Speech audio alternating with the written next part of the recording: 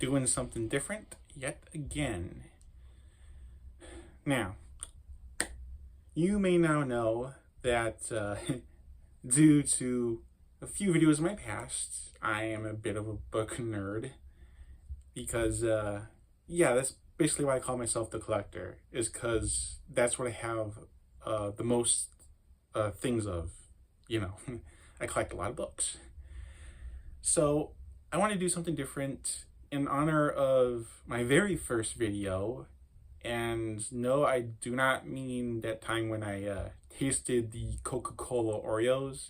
I mean, technically, that was my first video on my personal channel.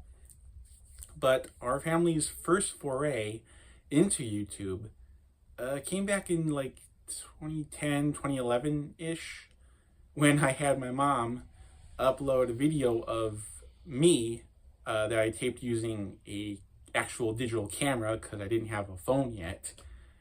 And it was me talking about my collection of Goosebumps books, because literally that was the only thing I had back then. No, I'm kidding. I had more, but okay.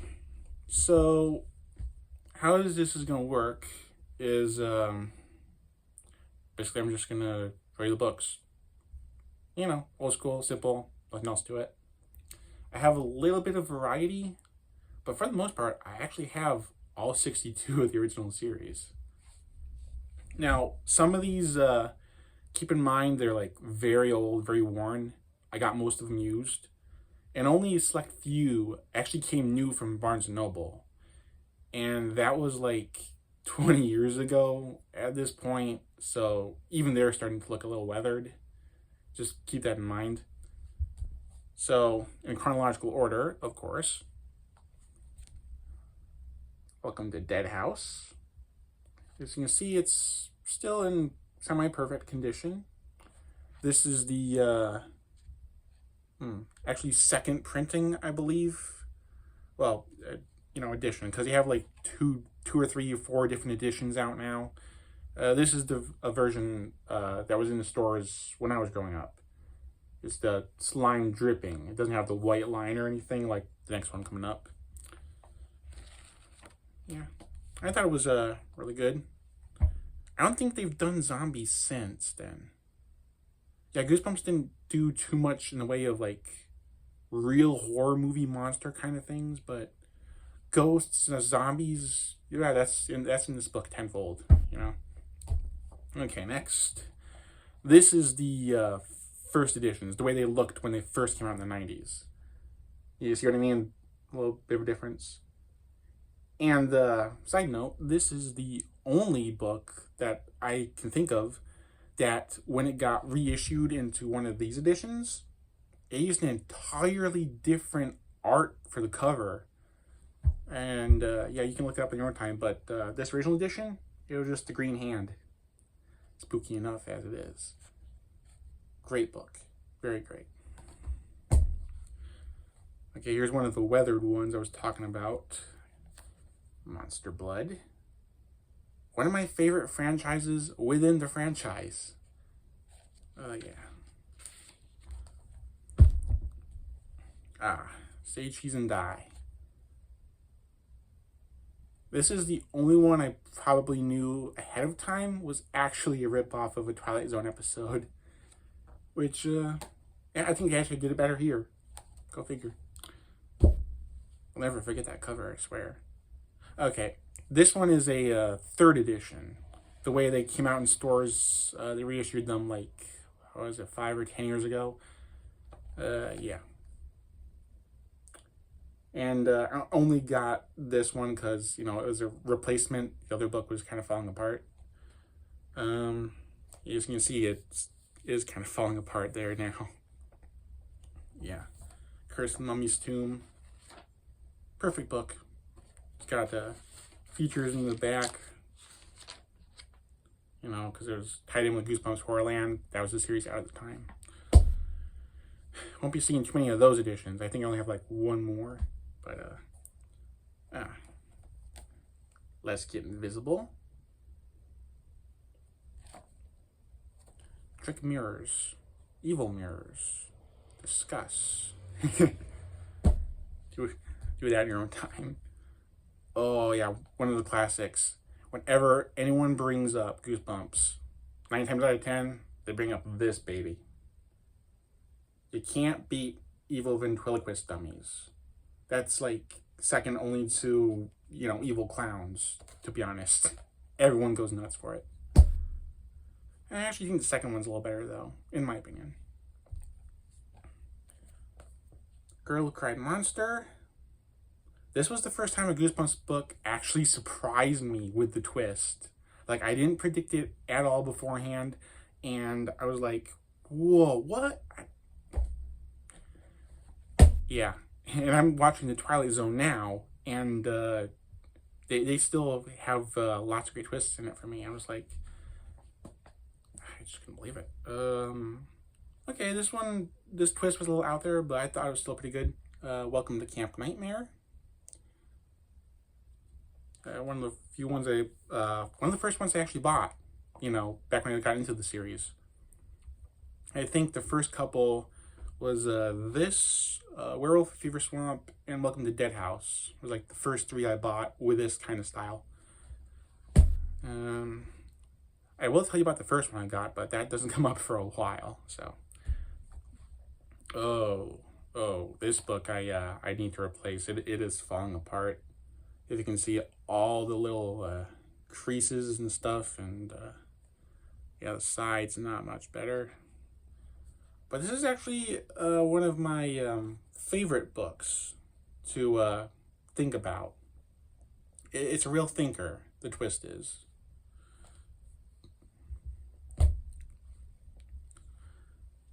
I'm sorry, I keep forgetting to say the titles.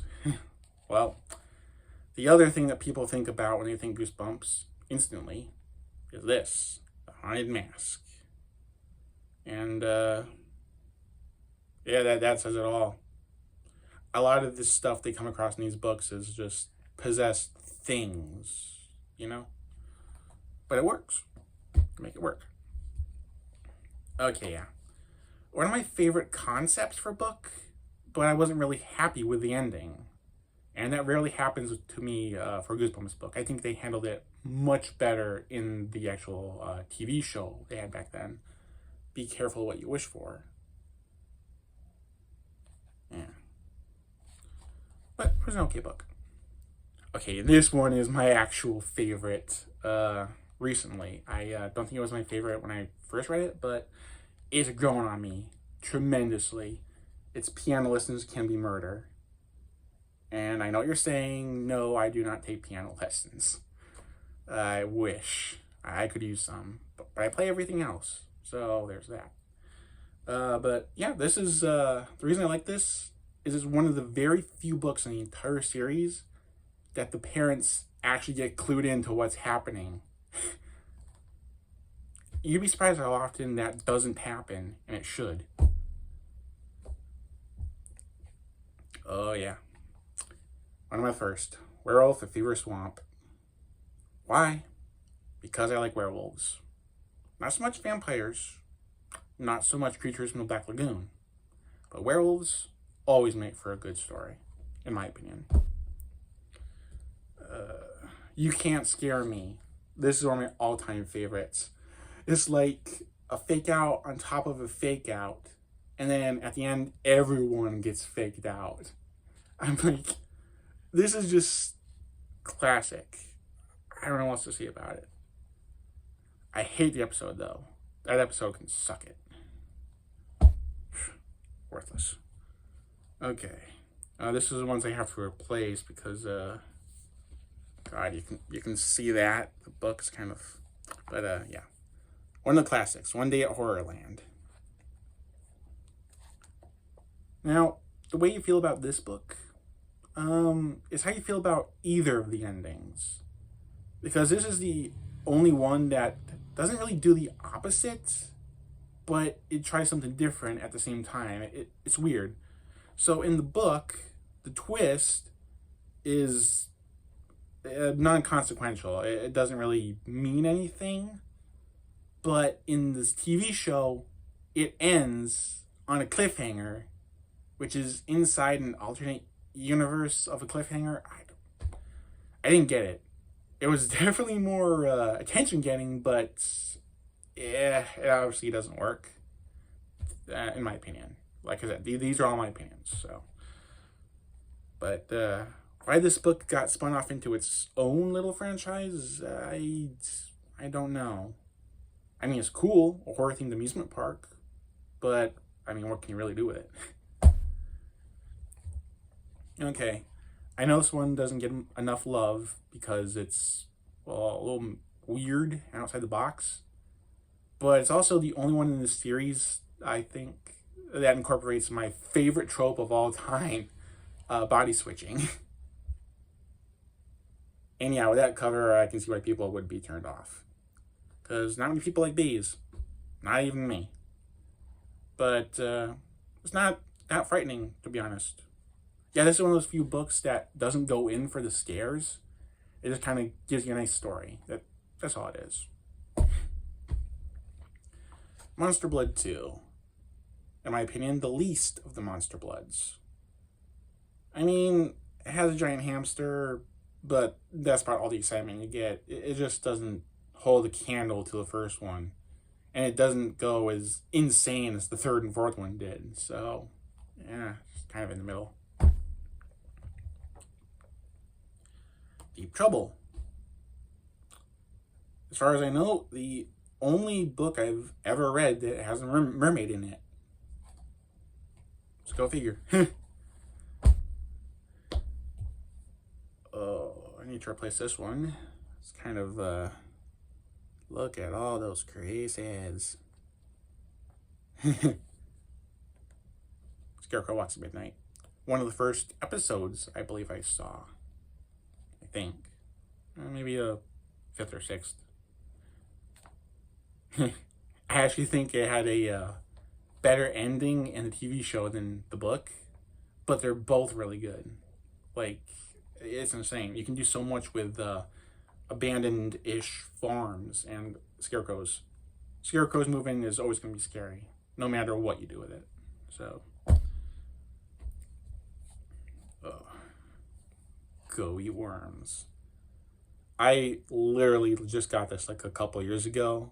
I mean, I had an older version of it, but kind of got worn out, so I didn't think I'd ever be able to find a version of this specific book in this. And it's what's even better is okay. Well, these editions with the slime outline here, they actually have a little edition in of themselves. So half the time they're smooth, but the other half, they got actual goosebumps for the word goosebumps. A little collector's tip for you if you ever want to look for those specific type of volumes or whatever. But yeah, as for the book, it's there, it's gross, and it's there. I don't know what to say about it. Ghost Beach. In my opinion, one of the better twists, and this is one that'll keep you up at night. It just wonders, oh my god, what's gonna happen? Not many twists in the series actually do that to you. And the more you can say, oh my god, what's gonna happen? That's what makes it a good book. And a much better twist overall. Return of the Mummy. Not as good as the first, but actually a little more interesting. It's weirder, but still pretty good. Phantom of the Auditorium. The one of only 5 books to not get the modern look, the updated slime version. I don't know why. But yeah, this is a good twist. I think I've seen it somewhere else before, but this is how I grew up with this sort of twist. So, Attack the Mutant. Interesting concept. I'm not really a fan of the how the story goes. There's some details that are just odd to me. I mean, at the time I got this, I didn't really read comics, so I was like totally lost. But I do kind of get it. It's still pretty cool. It's very fantastical. And now we get to my other favorite trope from when I was a kid. So, funny story, but whenever I got into a new cartoon or a new show, the first episodes I would go out of my way to find. It wasn't the pilot, and it wasn't a Christmas episode, but they were either one where the characters switched bodies, or one where they turn into animals. And now we've got the latter. Yeah, it's giving a lot away. Sorry, but I think it's the best twist I've ever come across, mostly because I love that trope so much.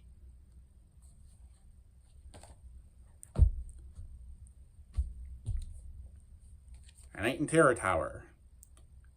Better twist in the episode, actually, as opposed to the book. The book just kind of ends on a punchline, I guess. But the actual adventure, mind-blowing, no matter which version you choose. And the one I come back to the most because I'm a sucker for time travel. Cuckoo Clock of Doom. And this time the villain definitely deserved it. Boy. Basically, whenever I have like daydreams about little sisters and what they could get into, Tara is the template, because Tara is just that obnoxious and evil, believe it or not. I actually consider myself lucky. I've never had a younger sibling. I have an older sister. She's actually pretty great. But younger siblings, never.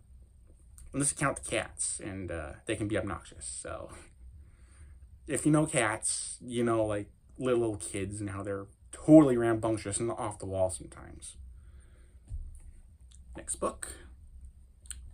Possibly my favorite in the Monster Blood series, Monster Blood 3. And I don't know, it introduces new characters and just, I don't know what to say about it. It's like there's an 8-year-old kid who's basically a mad scientist in here. That's as far out of left field for the series as you can get. I mean, there's not too many like, oh, this couldn't happen in real life type of things. Like most of these things are written from like real world perspective, like what if something was wrong, but not like everything's totally insane. Like I said, these are basically spoofs of old Twilight Zone episodes, which is what R.L. Stine had in mind when he wrote this. But Monster Blood 3 kind of seems like it went off the rails just a little bit more. That's our new pile. One of the very first ones I got from Barnes & Noble, like maybe the third or fourth, it came from beneath the sink. In hindsight, probably the weirdest idea for a Goosebumps book he's ever had. Like, yeah, now that I think about it, what? This killer sponge, a sponge, is the villain. I mean, back in the day when I first picked this up, I was like, okay, I'll go with it. Now I'm like, how the hell did you even think of that? But you know what? It works. Why? Because it's not just a killer sponge, you know, it's going after everyone like an 80s campy horror flick. No. The thing doesn't really do much of anything. Just being in its presence causes bad luck. That's the draw. And I think that's what makes it work. I think it's pretty cool. And we get to my favorite of the Living Dummy books, Night of the Living Dummy 2. In the original, the kids didn't have much of a personality. There were two girl twins who was like, I don't know, I couldn't get into their characters. But here, there's 3 siblings, and they're all well-defined. And like I said, this is one of the few books that the parents actually manage to get involved and believe their kids that this supernatural crap is happening. I always love it when that happens. And if we're going back to what I said about My Hairiest Adventure, I guess this would technically count, but And it's a little bit of both, kind of. My Harry's Adventure, Why I'm Afraid of Bees. It combines my two favorite tropes. So for a while, this was my favorite book of all time. The Barking Ghost. As for the episode, not a fan. Not a fan. I mean, it kind of ruins the ending a little bit. I don't know. It just didn't click with me. But the book is still excellent. One of the third editions I was talking about earlier, another one of these. I really tried to search the original because I just like that freaked out looking guy on the cover. Just the art style in these books, man. But this book in general, one of the better ones. It's just out there enough that you wonder, okay. And an abandoned, well, not abandoned, but a freaky camp is definitely a good place to set one of these books. It needs to happen more, you know? And it did in later books, and we'll get to those. Okay, Revenge of the Lawn Gnomes. Very underrated, but it works. That's all I'm going to say about that. Shocker on Shock Street. One of the better twists. We're going to blow through these now. A little lightning round, because, tell you the truth, this is going on a little long. Haunted Mask 2. I actually like this, I don't know, a little less than the original, but it's still pretty good. And it actually had it actually managed to make the twist from the other one not work, because it's a different type of mask. It needs a different type of cure. I thought that was pretty clever. You don't get cleverness like that too often. Headless Ghosts. Perfect. Nice twist. I don't want to repeat myself, but it needs to be said. The episode, however, that can bite me. Book's tops. Abominable Snowman of Pasadena. This one never really clicked with me, to be honest. I'm like, yeah, so what? It takes place in Alaska for the first few chapters. Way to go. And then, yeah, they're just back in their house, and it's just, I don't know. This thing just never clicked with me. Maybe if it had an episode, I'd like it a little more, or I'd have more of an opinion about it, but it never got an episode. So, how I got my shrunken head. This one has an episode, but I've never seen it, because not all the episodes are on DVD, or I haven't collected all the DVDs, so, yeah. But this one took you far out of the way to strange tropical places. This one is one of the ones I don't know how to describe. You just have to read it. It just, I don't know. And finally, The End of the Living Dummy. Now, while I have said that I really love the second one, and I do kind of like the first one because, you know, it's classic, this one is the worst out of the three. Because it's just too mean-spirited. Like, you got, you know, 3 kids here, but the third one is just, you know, a cousin, and he's mean, and I just thought it was just too mean-spirited. Yes, you can get too mean-spirited in these books. Okay, so you want to know what brought me in to the Goosebumps books in the first place? Well, in 6th grade, I went to the school library, and I saw a couple of spines. I was like, wait a second here. Is that a pun? Did this book just pun me? I gotta look at the cover. So I looked at the cover, and I was like, okay. And I was not expecting it to be this good. My very first Goosebumps book. Well, not exactly. This is, I got a replacement. But yeah, this is the first Goosebumps book I ever read. Bad Hair Day. I wasn't expecting the twist, to be honest. But it does have a little girl getting turned into a rabbit. So, win-win. Quite possibly the weirdest one in the entire series next. And God knows the twist didn't help with that.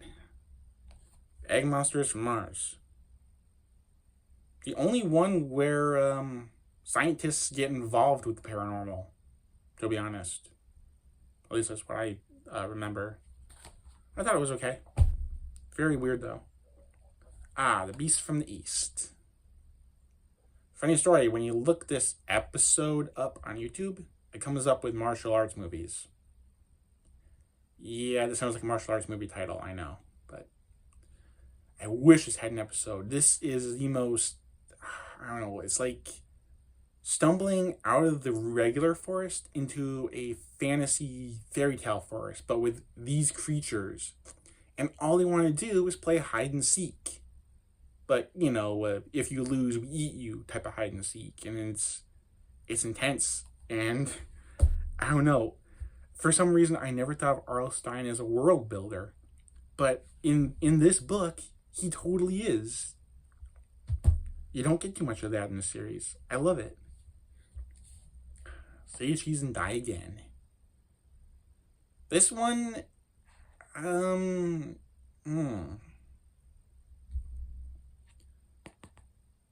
This one is a special case. Now, normally I do like sequels either maybe about the same or a little more than the predecessor. This is one of the few exceptions. Why? Because the first one ended off with the main character actually getting away scot-free and, you know, being okay in the end. This time, it's a freaking cliffhanger. And there is no third one. I hate it when that happens. For him to survive the first book and most of the events in the second book, and then at the very end, we don't know. It's just, ugh, you know. I hate it when books do that to me. For the most part, I actually do kind of like cliffhangers, but if they wrap up some of the things beforehand, you know, you don't have to leave everything open-ended. Those kinds I hate. But you can leave just like one little thing. You know, that's all I'm going to say. Okay, Ghost Camp. This is one of those ones that makes you think. Like, God, those poor kids who died. Yeah, there are kids who died in this. It took me that long to figure it out. I was like, okay, they're ghosts. That's pretty cool. And it's a pretty tragic backstory, but yeah, I was a kid. I wasn't thinking. I didn't know ghosts were, you know, dead people. It didn't really connect yet. But yeah. So that makes this one of the more tragic books just on the concept alone. Sad. Interesting twist, though. I really wanted to see where that ended up, but unfortunately, there is no sequel. How to Kill a Monster. Another replacement I got. But, well, this one's perfect. Great tension. Either alone in an abandoned house in the middle of nowhere in a swamp, and they have to fight a monster. Sounds like a perfect horror movie setup to me. This is one of my favorite books. This is one of the ones I reread the most often, come to think of it. Another kind of underrated one, but this time for good reason, because this is a confusing one. Legend of the Lost Legend. Like, even that title is kind of confused by itself, but it does make sense if you read the book. But yeah, I wouldn't recommend this one, and this is the only one I do that for because I don't know. It's one of those ones I can't describe because it's just, It goes places. Like, different places. Like, you never know what's going to happen next. The entire book is basically a Deus Ex Machina. It makes no freaking sense. Okay, and on to Attack of the Jack-O-Lanterns. In my opinion, one of the best twists in the entire series that actually ends on kind of a cliffhanger and a very scary note. Like, actual scary.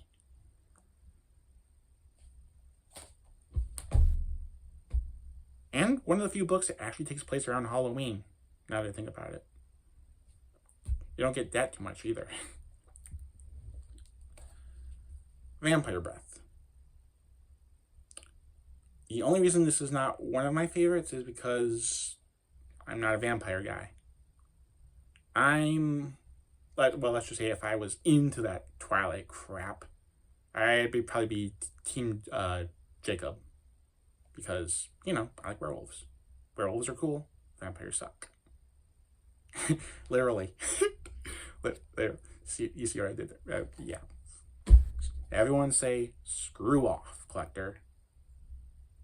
Yeah, thank you. I needed that. Because that was horrible. That was a horrible joke. Sorry. Calling all creeps. Oh, this one. That's another one of those what's going to happen next kind of books, kind of cliffhangers. But, yeah, this one's just weird enough to stick in the brain. And, I'm not really sure what to make of it, even to this day. I really don't. Beware of the Snowman. Not much to say about this one either. It's a magic snowman that comes to life. And some sort of, I don't know, witch or wizard behind it all. I forget. It's not one of the most memorable ones. Not much happens in it. But it's still kind of a nice twist. How I Learned to Fly. One of the few that actually kind of pissed me off when I first read it. Mostly because the main character goes into this abandoned house, finds a book, learning how to fly. He just wants to beat his bully at one thing to claim that he can fly and this other guy can't. But apparently, this bully sneaks into his house and takes the book, learns how to fly himself, and yeah, he can't even beat him at that because bullies are horrible. And this is the book that proved that to me. It's just, I wish they could win. Oh yeah, and the bully gets all the fame at the end for flying because the main character fakes losing his power to fly. Yeah. I just thought this book could have turned out better. It's got a nice concept. I really love that, but it just screwed up the execution, I guess. And another one with kids turning into animals. This was another one of my favorites. Just, I don't know.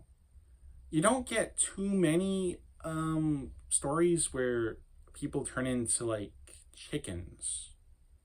I mean, sometimes they turn into other types of birds. I mean, even going back to, like, Greek myths, you got someone turning someone into a peacock, the very first. So that's where they came from. Yeah, I thought it was okay. And now we're on to quite possibly one of my favorite books in the entire series. And I'm not just saying that because I have a special bond with it. And the other reason I have a special bond with it is because it came out the same month and year I was born, actually. I don't know if that means I have to like it, or if it's just tied with me on an astrological plane. But for some reason, this book clicked with me the most. And, dear God, do you see that cover? That beckons interest. That is horrifying. Oh man. Fun story. I actually saw Monster House quite a few times, and the scene in the movie where the shadow of the hand's creeping through the window and over the bed, I was like, okay, that had to have been inspired by this cover. Cause look, the exact same thing is happening. This is the best plot by far. I mean, we've heard of like time slips before, but a hole in reality in someone's random guest room. Oh yeah, by the way, there's a plot hole in this. Um, the reason the main character can't sleep in the guest room like he wants is mainly because, well, his grandparents stay there like once a year. I assume they come there and they stay the night, obviously, so they sleep. So how come the grandparents never slip through this hole in reality? Yeah, I got you, R.L. Stein. I got you. You don't think I see your loopholes, but I do. I saw that one loud and clear. But other than that, yeah, it's one of my favorite books. Go figure. Loud to everyone. One of the better ones. In terms of like twists, I guess. But here's another thing. It's like a twist within a twist. And that's one of the only times you get to see that happen in this entire series. I still don't know what to think about it. But the overarching story is actually pretty good. Curse of Camp Cold Lake. One of the more creepier ones. Like if I was to make a list of the top 10 scariest Goosebumps books, like not the most entertaining, not the most weird, but the most scary, this would be in the top 3.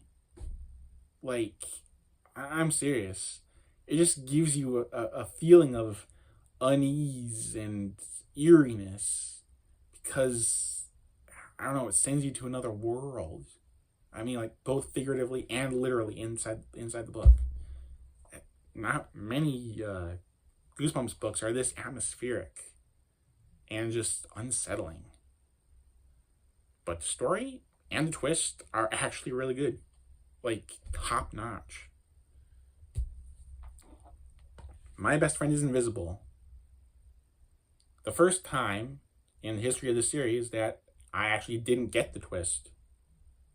Like, I mean, I know what it is. I know what it's trying to do, but in the context of the book, I just don't get it. But everything up until that point is actually very entertaining. Deep Trouble 2. It's a bit more based on real life than the first one ever was.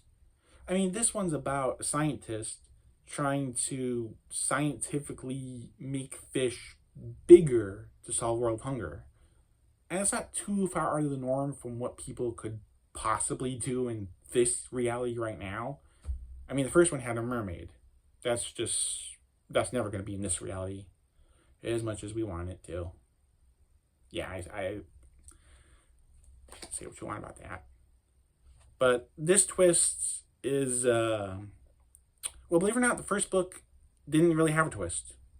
It just kind of ended. This one has a twist. And if you know what I said about Say Cheese and Die Again, then you know how I'd feel about that kind of thing happening here. The Haunted School. That list I told you about, the scariest ones, this is number 1 or 2, or it's up there. And why? Because of the twist. Because they go through all of this to avoid something and escape this horrible nightmare world. And when they get back, they can't avoid the something. The something finally gets them. Yikes. Werewolf Skin. Possibly, well, it's the second werewolf one we've seen so far. and actually the second best. I don't know what that says about it, but I just thought that was good enough. It's an entertaining read. I Live in Your Basement. This one I actually had to get from India because it's very rare to get this like anywhere. It's one of the rarest books in the entire series. And why? Because it is frigging insane. You know what I said about I don't know, 10 or 15 books back about every single chapter, every single scene is like a Deus Ex Machina. Nothing ties into, and this is a fever dream, like written out as a fever dream as it's happening. And I'm like, okay, how many friggin' twists and where am I? How many of those can you have happen in one book? It is ridiculous. And the twist, there's actually 2 of them, and they both make no sense. That's enough for that one. Monster Blood 4. In my opinion, probably the most entertaining of the Monster Blood series. And you know what? It doesn't even make much sense. But it works. And they introduce a new type of Monster Blood. You see, the first time, it was just slime. Just slime that grew. This time, it's actually little creatures. And they rampage. And they cause mischief. Guess where Arlstein got that idea? What if gremlins make blue? You know what? It works. It works. I even got a little bit of the Goosebumps Series 2000. I wish I had them all. There's only 25 of them to collect, but I just haven't got around to it. They're just not enough books, not enough hours, not enough money, not enough anything really. But I'll show you what I do have. And the series hasn't really been updated by me in a long time, so I'm still stuck at 3. So here we go. Number 16, The Mummy Walks. Pretty good twist. And yeah, very real sense of danger. I love that about it. And of course, I gotta have a third werewolf one. Number 17, The Werewolf in the Living Room. I thought it was actually the second best of all the werewolf ones we've covered so far. Like, Werewolf Skin would be number 3. This one would be number 2. And like I said, Werewolf Fever Swamp would probably be number 1. Okay, and number 23, Slappy's Nightmare. Because I love Slappy, and I didn't really get Bride of the Living Dummy. And not like I didn't get it. I mean, I don't have it. I never read it. So this is like the 4th Slappy book to me personally. And I also have a 3-book set of the first Tales to Give You Goosebumps books. I have it somewhere. I don't know where it is, but I do know I have it. Yeah, I have a lot of bins behind me full of books that don't fit on my bookshelf. So I'm not interested in just going through them hoping to find it and then just putting everything. I actually went to too much trouble to take everything off this one bookshelf just to get to my Goosebumps books, which is behind everything now because that's how old they are. I haven't thought about them in a long time. But yeah, so that's all my Goosebumps books. The original video I did, that I told you about at the beginning, that was only about like 22, 25 minutes around there. And that's because all I did was list them off. I didn't give my thoughts on them or anything. I just didn't do that at the time. I wasn't thinking about it.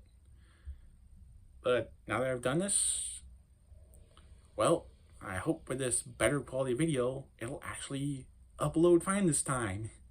If you can find the original video, well, don't watch it, obviously, because apparently recording something on a digital camera and uploading it to YouTube takes something out of it. All you can see is horrible lighting and pretty much no audio except, you know, like puffs, like freaking ASMR, you know? So yeah, if you ever find that video, please don't watch it. Watch this one instead. It's updated, it's better video quality, it's everything I am and not. I think I screwed that up. I don't know what I was trying to do. The main point is, I love Goosebumps. Am I ever gonna check the Horrorland series? Maybe, maybe not. If I go crazy inside the splurge one day, maybe. Is there a new series? I think so. I don't know. I can't keep up. You guys, I read a lot. I read almost every single new series that pops up under the sun.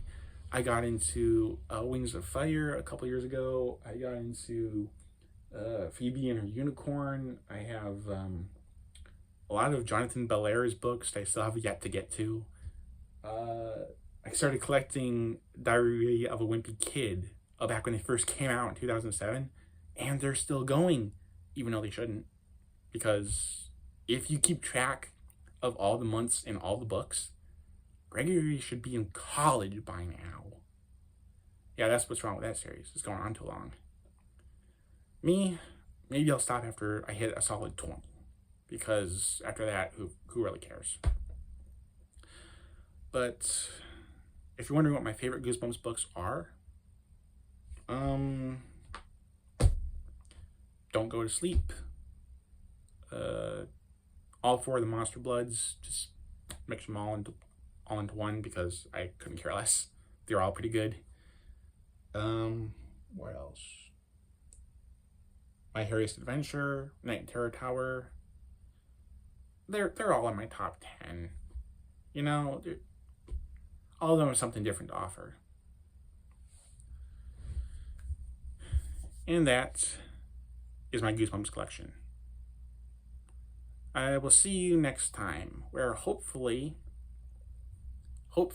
another one of those top 100 lists that you guys seem to like will be coming. I don't know when. It has to be, edited, because mostly all I do is compile the list. All I do is write down lists of songs that I like about everything and put them in order from 100 down to 1. And basically I have my editor do the rest. Now, most of these videos I do like solo. That's why I'm just, sitting here talking to a camera for the most part, because it's all me, except for a few select videos. I do all my own editing, which is none. This is all, okay, well, anyway, see you next time.